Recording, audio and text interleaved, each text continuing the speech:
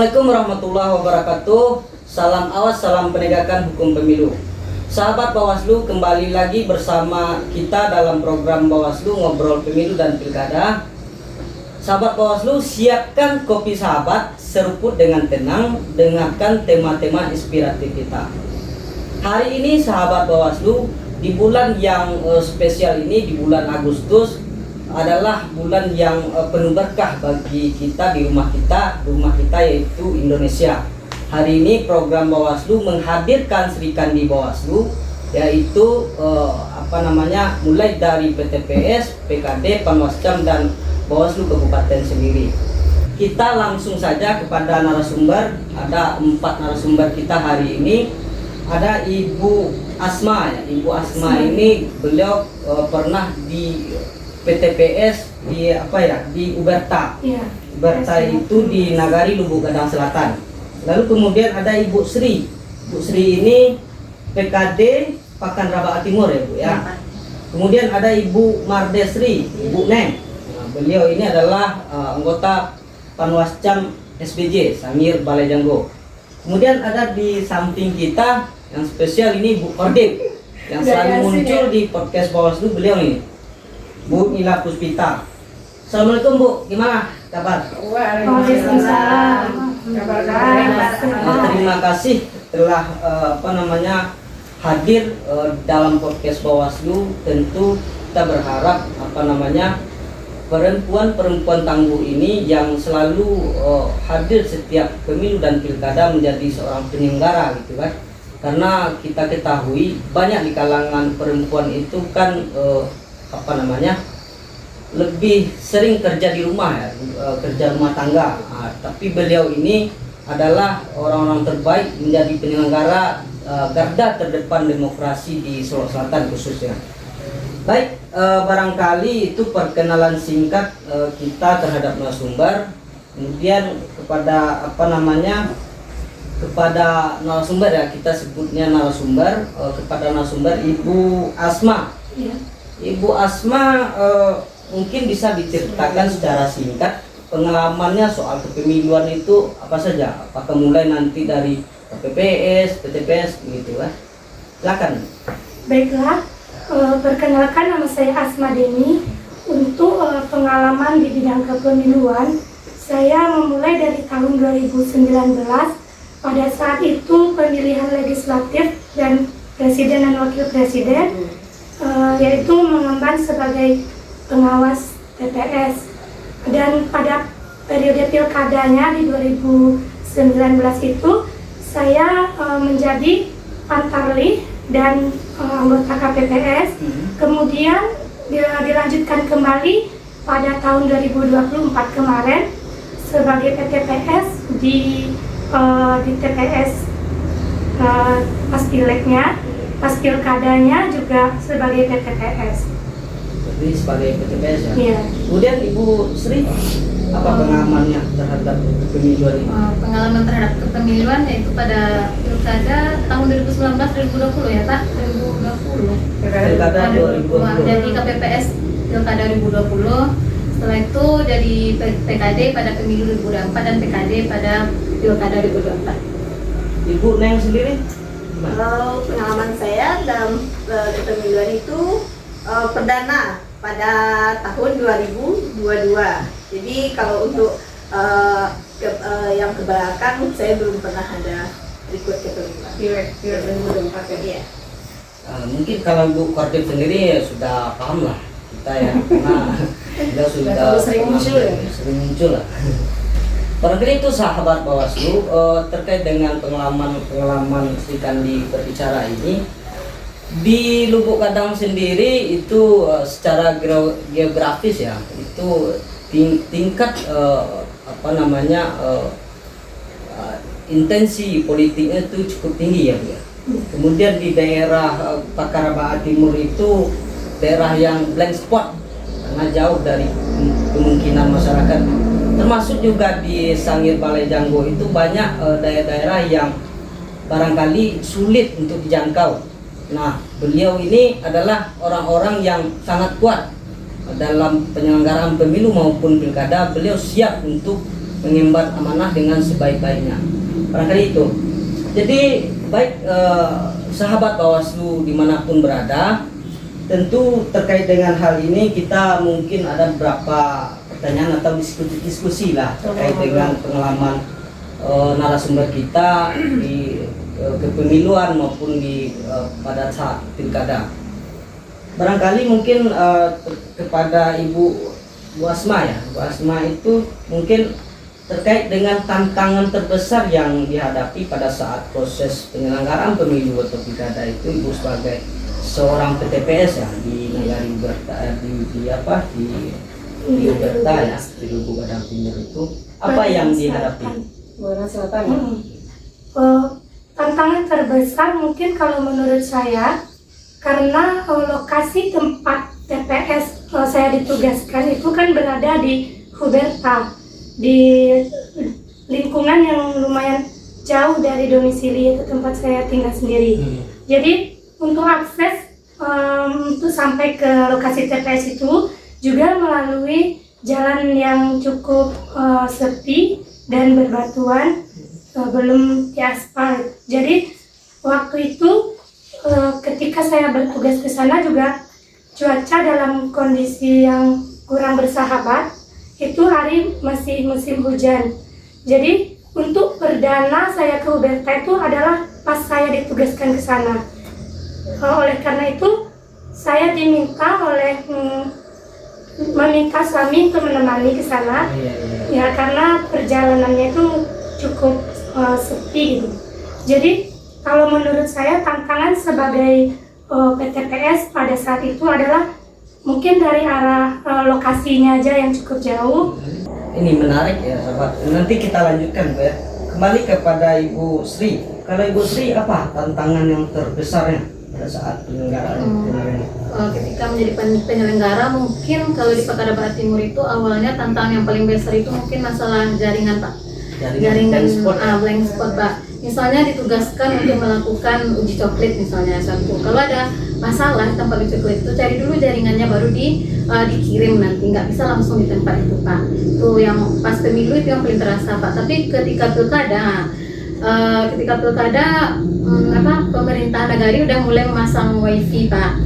Waktu pemilu juga tapi belum merata, tapi pas pilkada itu udah merata. Jadi setiap TPS itu sudah memiliki wifi, tapi jaringannya tuh kadang kalau wifi kan banyak yang makin susah Pak. Jadi yang harus dicari jaringan yang memang kuat untuk ngirim data ke Panwascam ketika itu Pak. Mungkin tantangan paling besar itu wifi sama kalau jalan mungkin di Pekanbaru Timur mungkin mau sudah aspal tapi belum semuanya Pak. Itu juga termasuk tantangannya. Apalagi kalau di Pekanbaru Timur itu kalau jalan itu kan memanjang Pak, bukan meluas tapi memanjang itu Pak dari ujung ke ujung. Itu lumayan juga Pak jauhnya gitu Pak.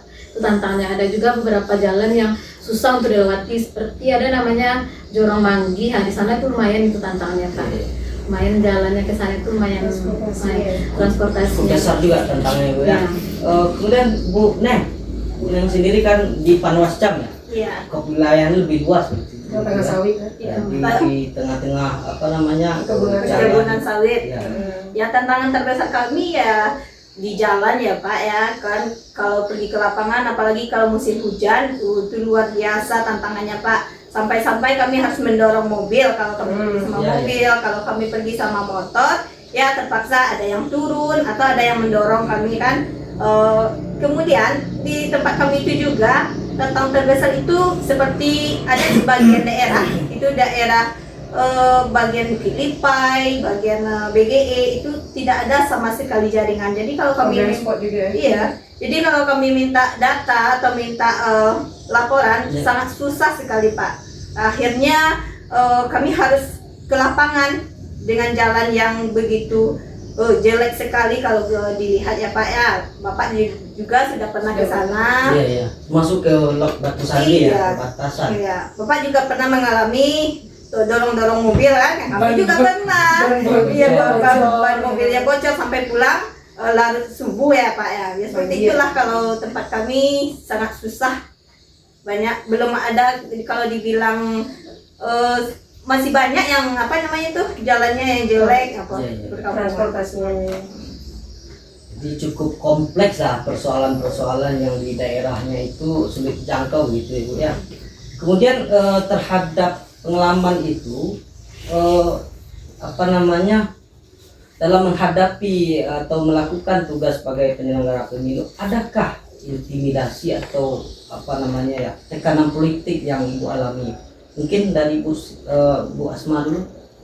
Selama saya menjadi pengawas tempat pemungutan suara, Ya. alhamdulillah belum pernah menerima perlakuan atau intimidasi dari pihak manapun, baik itu dari partai politik maupun pihak-pihak kepentingan manapun yang berhubungan dengan kandidat atau calon pemilu tersebut. Dan kemarin untuk pengalaman sebagai PTPS di Huberta, itu karena sebelum hari pemungutan suara itu kita langsungkan, saya secara pribadi telah meminta partisipasi kepada KPPS untuk bekerja sama dan berkooperatif untuk menyukseskan Pilkada serentak tahun 2024 ini. Jadi alhamdulillah ketika pengamanan atau pengawasan tersebut tidak ada tekanan-tekanan dari pihak manapun. Semua berjalan dengan Ada lancar. pencegahannya dulu berarti Iya. ya. Kemudian dulu. Ya. kalau Udah Ibu dicegah. sendiri adakah semacam intimidasi atau tekanan begitu kan? Selama menjadi penyelenggara baik pemilu maupun pilkada, alhamdulillah belum ada tekanan-tekanan Pak. Mungkin sama dengan Ibu yang sebelumnya. Lebih dahulu berkoordinasi dengan PTPS nantinya. Kalau udah ada PTPS nanti PTPS minta berkoordinasi juga dengan KPPS tentang hal-hal tersebut. Jika ada misalnya dari partai politik atau manapun yang melakukan intimidasi, langsung lapor ke PKD, nanti dia dilapor ke atas. Dan alhamdulillah sampai ketika menjadi penyelenggara tidak ada intimidasi dari manapun Pak.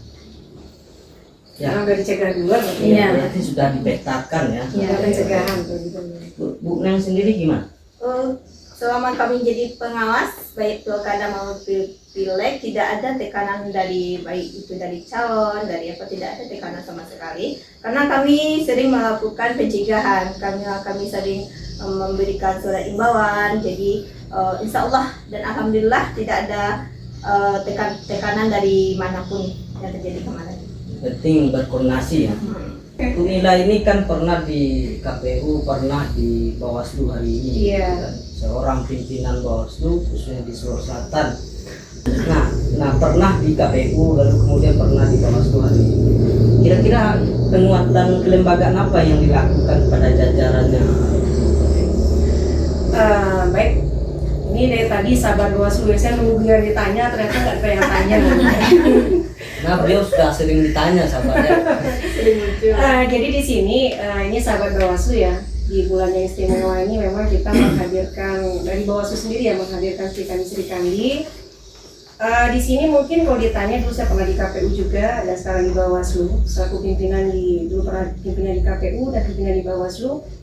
Itu karena ini saya bukan membedakan ya, bukan berarti di sini saya selaku perempuan itu karena harapannya adalah tidak ada lagi diskriminasi gender. Karena gini, pengalaman saya ketika dulu saya jadi ketua KPU itu terkesan masyarakat agak meragukan. Kok perempuan jadi ketua KPU? Laki-laki aja kayaknya kewalahan. Nah itu memotivasi saya, bukan saya ikut merasa minder ya atau merasa rendah diri, tidak. Tapi saya termotivasi ketika pekerjaan itu bisa dilakukan laki-laki. Nah kenapa perempuan tidak? Ini bukan semua ya, ada hal-hal yang memang laki-laki perempuan nggak bisa. Nah, jadi di situ saya memotivasi diri saya bahwasanya perempuan bisa. Dan kebetulan dulu memang 80% itu perempuan jadi penyelenggara dan alhamdulillah bisa kita buktikan perempuan itu bisa. Nah, ketika di Bawaslu itu memang PKD, Panwascam dan PTPS itu kan memang perempuan tidak terlalu banyak ya. Nah ini salah satunya ya di podcast yang sebelum kita kan bicara filosofi wasrawasri. Ya. Nah salah satunya wasrawasri itu kan ada laki-laki dan perempuan. Nah itu di situ membuktikan bahwa memaknai ya bahwa itu tidak ada diskriminasi gender. Jadi laki-laki dan perempuan itu sama dalam hal bisa melakukan pengawasan. Nah ini kita sudah buktikan. Contohnya tadi kan dari PTPS, PKD dan Panwascam.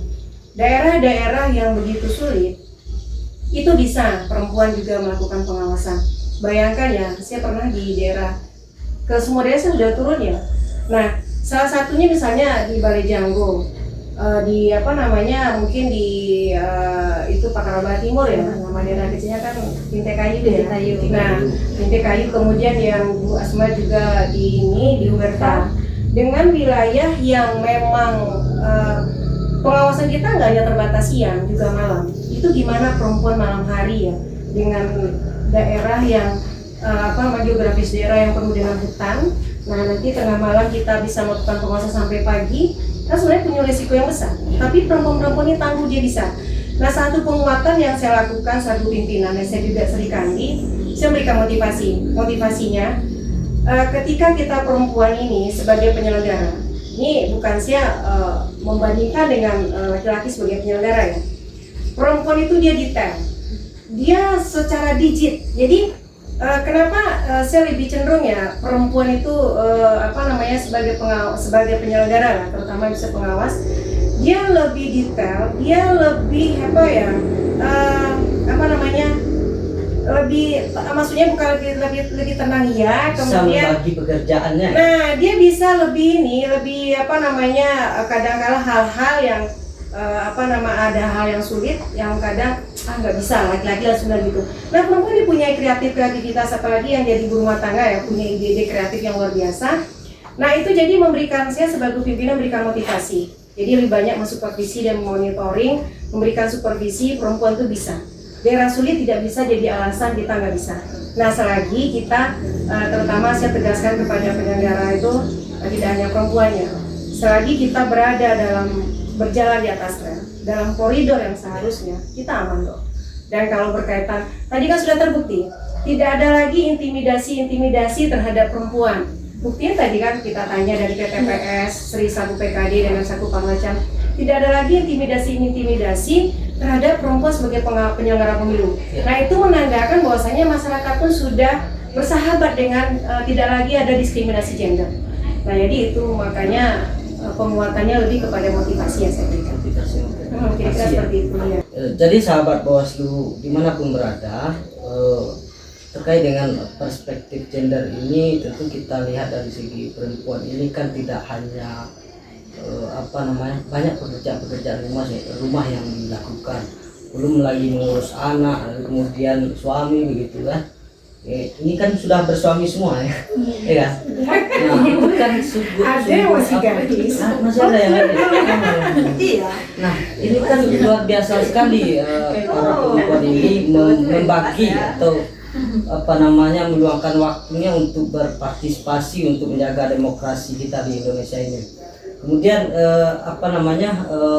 tantangan yang paling sangat berisiko ya kalau jadi seorang penyelenggara itu, apalagi daerah-daerah sulit itu kan banyak hal yang harus kita petakan dulu, apakah risikonya itu menimbulkan kerugian kepada diri kita sendiri atau kepada orang lain gitu kan. Nah, tentu dengan pengalaman yang telah diceritakan hari ini sudah membuktikan bahwasanya tidak ada ya perbedaan antara laki-laki dan perempuan gitu ya. Kemudian terhadap barangkali terhadap partisipasi ya, mungkin melalui narasumber hari ini kita bagaimana Ibu mengajak saudara-saudara atau sahabat Bawaslu yang ingin bergabung di penyelenggara ini, kira-kira apa pesan yang akan disampaikan? Bu Sri sendiri mungkin motivasi yang diberikan kepada sahabat Bawaslu. Motivasi ya kepada sahabat Bawaslu, khususnya yang perempuan, jika ingin menjadi penyelenggara pemilu untuk selanjutnya, baik itu jadi pengawas ataupun jadi penyelenggara seperti KPPS atau PPS ataupun PKD, jangan takut untuk gagal, jangan takut untuk salah. Karena apa? Kita itu belajar dari kesalahan. Jadi perempuan, baik itu perempuan ataupun laki-laki, kalau untuk pekerjaan itu insya Allah pasti bisa melakukannya jika itu melakukan pengawasan untuk penyelenggaraan pemilu selanjutnya. Yakinkan diri, niatnya itu memang untuk mensukseskan demokrasi selanjutnya. Intinya itu yakin, niat, dan seperti sudah dilihat sekarang kan insya Allah ini alhamdulillah Sri Kandi yang ada di sini insya Allah bisa melakukan tugas yang sudah diberikan pada tahun sebelumnya. Baik, sahabat Bawaslu dimanapun berada, telah kita sama-sama mendengarkan ya kisah dari seorang perempuan Sri Kandi berbicara. Kemudian terkait dengan kisah inspiratif nih, kisah inspiratif narasumber yang hadir hari ini di lapangan ya. Mungkin kita mulai dari Bu Mila sendiri nih, karena sudah lama sekali di dunia penyelenggaraan ini gitu kan. Kira-kira cerita yang paling berkesan Bu, di lapangan itu apa yang paling ingat? Kalau yang paling berkesan tuh banyak yang saya ingat. Saking Yang banyaknya. sangat palingnya gitu. Yang paling jadi kalau perempuan tadi ya, karena memang saya sebenarnya pernah di KPU juga, sekarang di pengawas. Jadi kalau beban kerja itu mungkin beda-beda ya. Kalau di kita di KPU itu lebih kepada teknisnya, maksud teknisnya sampai ke media logistik. Tapi kalau di pengawasan itu kita juga harus, apalagi bahwa diberikan untuk bisa menyidang sidang etikasi, ada putusan, itu beda lagi. Jadi pengalaman kalau di lapangan ya, karena saya gini, ketika saya apalagi pengawas, ketika mendengarkan di situ ada salah satu pelanggaran, misalnya ada potensi-potensi sinyal pelanggaran disampaikan mungkin dari PKD atau Panwascam, saya tuh langsung turun ke lapangan. Ya. Nah, salah satunya yang memang agak berkesan juga ya, tapi kita merasa puas lah dengan hasil upaya kita, walaupun mungkin belum terpenuhi sepenuhnya kita inginkan. Ya. Contohnya dalam waktu ketika pilkada kemarin ya, mungkin yang baru-barunya agak lebih tajam ingatannya terhadap pemutakhiran data pemilih. Nah, pemutakhiran data pemilih ini, di situ ketika kita merekomendasikan ya, Bawaslu merekomendasikan ada penambahan TPS. Namun ada rekon-rekon KPU menyatakan mungkin di situ tidak perlu tambah TPS. Nah, karena kita mendapatkan lapor dari Panwascam dan PKD juga, di situ memang mesti tambah dengan geografis daerah yang luar biasa ya. Itu PKD-nya Sri langsung. Saya turun ke lapangan. Itu turun ke lapangan ya, sebenarnya masih dalam kondisi tubuh badan saya belum fit karena habis sakit. Tapi saya harus turun ke lapangan memastikan benar tidak alasan ini tidak diakomodir. Nah, ketika saya turun ke lapangan, itu serasa sudah sekian lama tidak pernah mendaki gunung. Serasa saya kembali mendaki gunung karena di situ kami dengan tim ya, saya dengan tim itu dari Bawaslu, kemudian ada dari Panwascam, ada dari PKD. Kita turun ke lapangan, kita menghitung pemilih loh. Nah, ibaratnya kita mencoklit ulang kan, sama dengan kita mencoklit ulang. Kita turun, kita jalan kaki dari mulai perbatasan Jorong yang bersangkutan ya Sri ya, itu Jorong Manggi ya. Kita jalan kaki, mendaki bukit. Nah, ibaratnya ya kalau situ kan kita bilang itu bukit. Mendaki itu lebih kurang waktu itu kita 8 kilo ya sebenarnya. 8 kilo kita mendaki. Itu kita mendaki sampai ke puncak di mana ada masyarakat yang rumahnya yang terakhir namanya Antakan. Dengan kondisi tubuh yang belum fit, saya harus bisa mengakomodir bahwasanya pengawas ini bisa berperan menjaga dan melindungi hak pilih masyarakat. Di situ kita daki sampai di rumah terakhir, kita tanya satu persatu ya, kita wawancara masyarakat. Memang mereka berkeinginan itu ada TPS dekat. Nah, saya mikirkan, ternyata di situ ada lansia loh.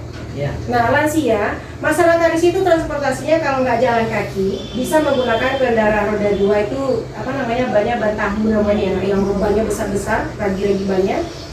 Itu kalau turun, namanya kita mendaki, turun tentu agak terjang. Itu kalau boncengan lansia kebayangkan. Nah, bisa-bisa dia tinggal di belakang yang bawa motor jalan terus. Nah, di situ saking apanya ya? Iya, dia terjang, kita mendaki terus turun. Nah, jadi pas itu kita tanya, ini di sini bapak-bapak ibu ini kalau memilih turun gimana? Ya kalau memang ada motor kita diangkut satu-satu. Tapi kondisinya seperti itu kalau hujan kami nggak sanggup. Jalan kaki, jangankan yang tua, kita yang muda aja ngos-ngosan sampai ke rumah pemilih yang bersangkutan. Nah, ketika kita hitung satu persatu. Nah, di situ kita melihat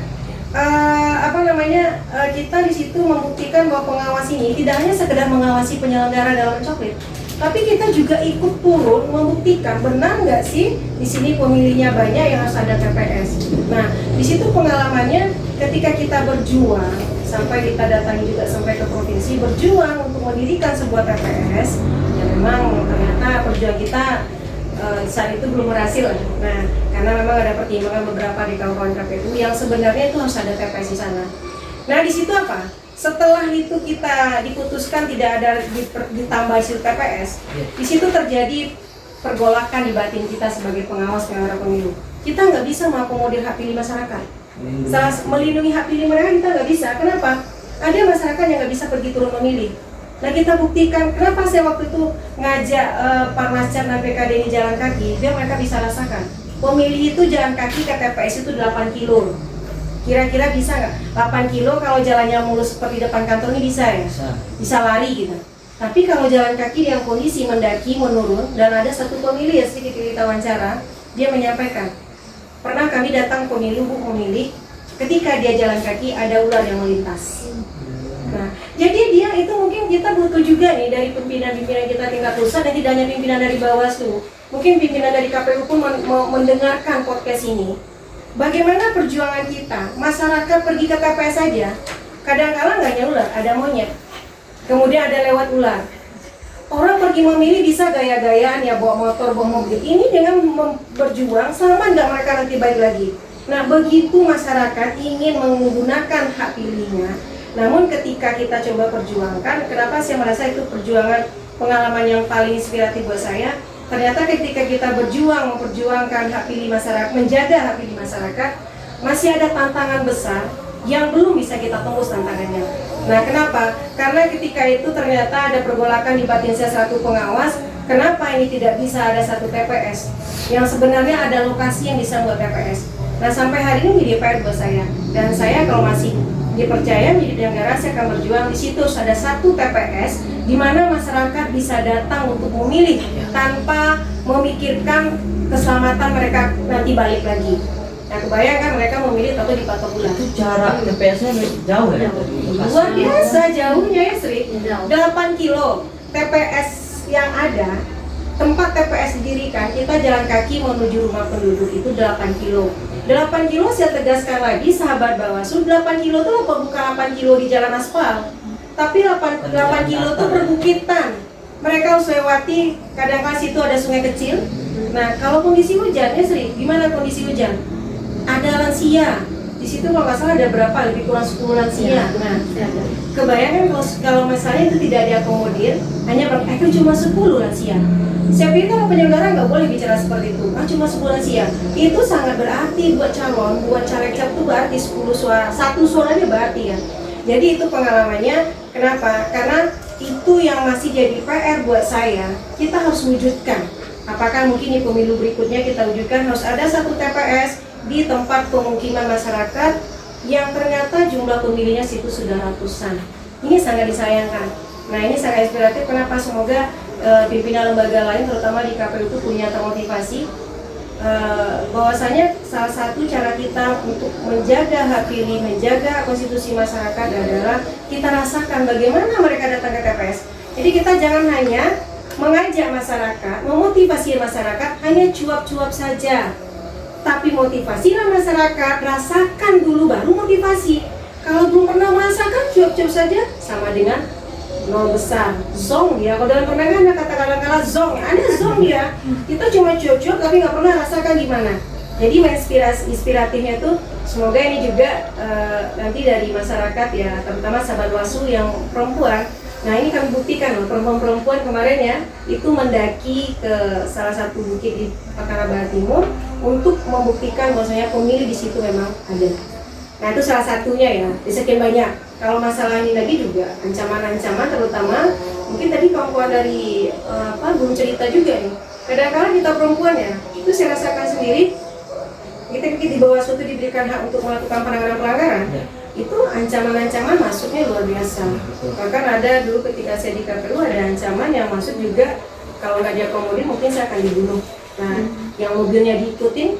Nah, ini juga, makanya saya bilang kalau pengalaman yang ini terlalu banyak karena saya pernah itu ketika pulang dari kantor itu saya diikutin oleh mobil yang mobilnya ternyata salah satu beberapa dari tim tidak senang dengan adanya keputusan yang kita sampaikan, akhirnya diikutin. Nah, diikutin itu yang lucunya cerita itu diceritakan apa adanya. Setelah selesai pesta demokrasi ini diceritakanlah oleh tim yang ikutin saya. Ternyata disuruh untuk yaitu mencegah saya, mungkin untuk ya namanya perempuan kadang-kadang dianggap paling takut nih kalau diancam. Nah, itu cuma sebagian kecil ya, sebagian kecil cerita-cerita yang memang dibutuhkan di situ memang kehati-hatian perempuan. Tapi kata tadi ya, saya ingin ketika kita hakul yakin di situ, yakin kita masih berada di atas rel, di atas koridor yang memang seharusnya kita insya Allah aman. Nah, Allah pun akan jaga kita melakukan hal-hal yang memang niatnya itu baik. Karena saya mau ini ya, dari kereta api ya. Kereta api itu kan tetap di atas rel. Ada mobil yang menabrak dia, yang terpental siapa? Nggak kereta api terpental, kan mobilnya yang terpental. Nah, ibaratnya seperti itulah. Ibaratkan tengok kereta api, dia nggak pernah ada yang bisa ganggu dia jalan di atas rel. Nah, ketika ada yang mobil mau nabrak, kan mobilnya yang terpental, mobilnya yang bonyok. Ya, kereta api tetap di atas rel dia. Jadi ketika kita memang sudah tegas dengan aturan yang ada, insya Allah kita ya dilindungi lah, karena memang niat kita baik. Nah, mungkin itu sekedar menjalankan tugas negara ya yang kita jalankan. Itu salah satunya, sedikit pengalaman yang pengalaman pahitnya lah. Baik, mungkin sebelum ke Ibu Sri nih, silakan kita minum dulu lah. Karena sudah Dari tadi nggak ada ini. silakan di Silakan diseruput dulu lah kopinya ya. Sahabat Bawaslu, Minum dulu.